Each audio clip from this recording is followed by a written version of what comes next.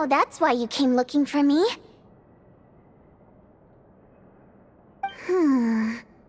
So, that stuff you said about admiring my performance, was that just because Odette was here?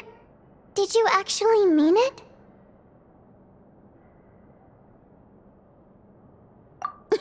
Now you're talking. That's what I like to hear. Anyway, let me give you a quick rundown of how things work. Like I said, the Rokot is a covert organization, and we hide our identities. Members typically don't meet in person or even know each other's identities. This helps us maintain a high level of independence and secrecy. Because of this, members are basically free to decide their methods without constraints, so long as the outcome of any activity doesn't violate the organization's principles. After all, we don't have any ostensible contact with each other. This way, if anything goes wrong, no one else will be implicated. Beyond the freedom to choose how you operate, it's also your choice whether to act at all. We have plenty of members who have yet to take any action. In short, joining the Rokot in and of itself won't place any restrictions on your activity in Snezhnaya. There's a code of conduct you can read if it interests you. But basically, as long as you don't plan on using your anonymity to go around doing evil, you'll be fine. I tried reading it 5 or 6 times. Never made it all the way through. Even the most lackluster script makes for more interesting reading.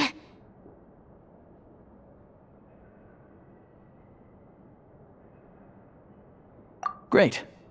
Then I'll go grab an official application form. Be right back.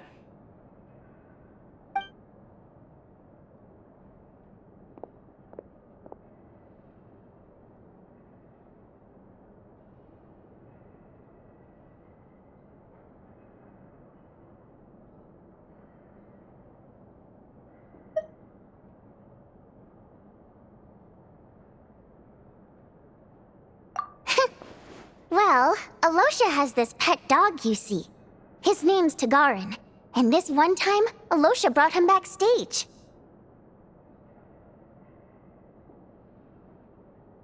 Tagarin took quite a liking to me, so I played with him for a little bit and fed him some treats. Then, the Rokot was out on a mission one day, and even though we were all in disguise, Tagarin recognized me right away. Just a coincidence, really. We didn't report it to the higher-ups, though, to avoid dealing with the fallout.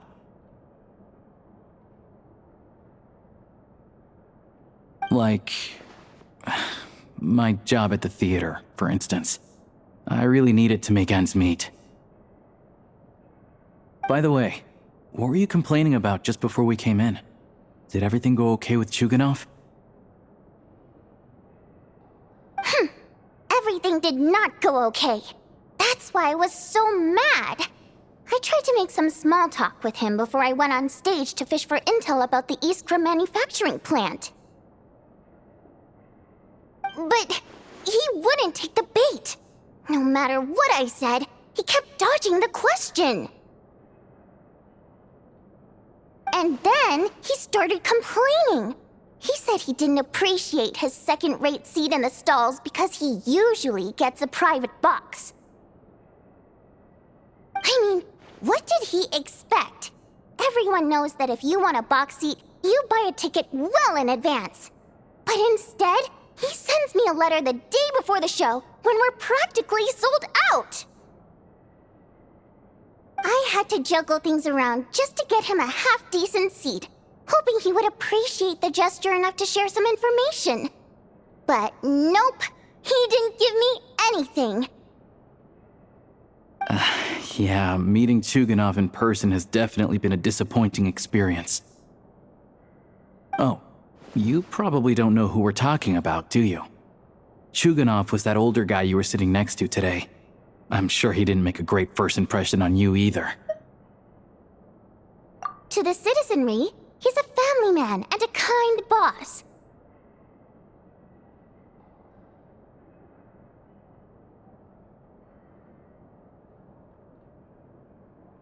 But our interactions with him tell a very different story.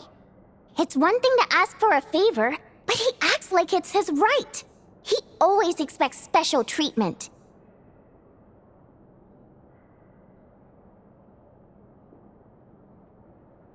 Take the ticket situation, for instance. I've actually gotten him a private box in the past. But not only was he not even grateful, now he's acting like I've sold him short this time. Not to mention that he's never paid for a single one of his tickets.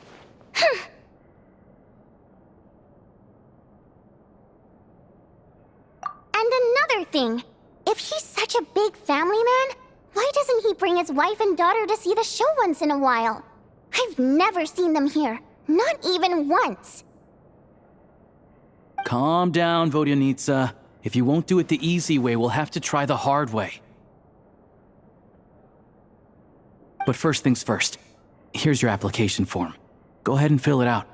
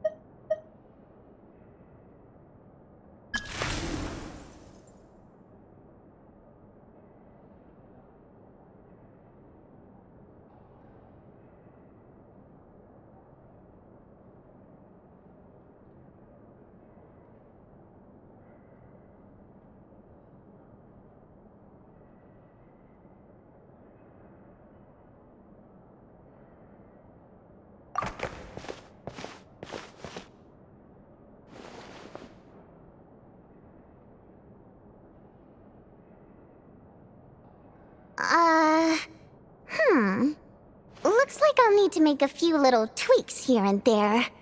But other than that, you're good to go. We'll hold on to this for you. Alright, now that we're officially Rokart comrades, I can tell you. Chukhanov is the target of our current operation. Recently, we've done some recon work at the Iskra manufacturing plant, which pretty much confirmed that their energy consumption is way beyond the legal limit.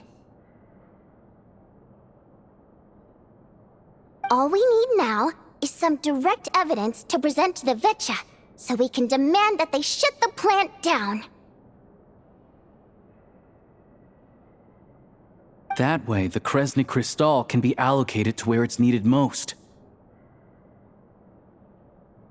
I was hoping he might let slip during one of our chats, but he's too tight-lipped.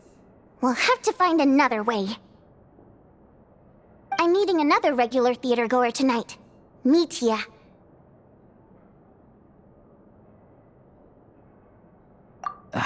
But Valeri's here too, and he's probably looking for Mitya, so he may end up being a no-show. Don't you worry. He must know how to dodge Valeri, or he wouldn't be showing up on time for every performance. Mitya is a renowned energy expert. Although we can't get any direct evidence of the excessive energy consumption at the plant, we can accidentally let the information slip to him. The authorities should take someone like him seriously. So if he starts raising questions about energy use at the Iskra manufacturing plant, there will be a proper investigation. Also, we're not allowed on site, but he has clearance. So all we need is his cooperation.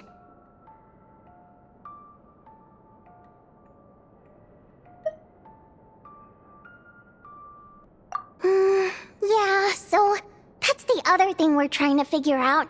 Though I think we're far less likely to make any progress on that front.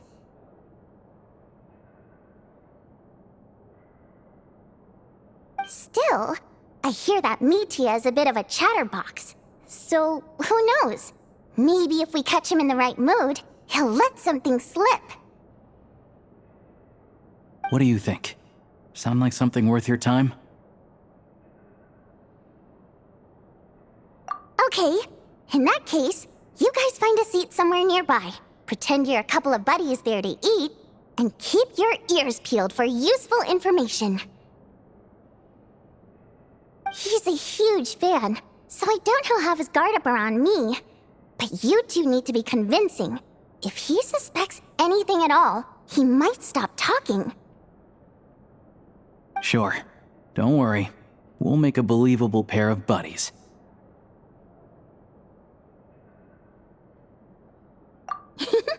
Perfect! You've sold me already. Now, help me tidy this room up a bit before we head out. Okay. What needs tidying? Everything!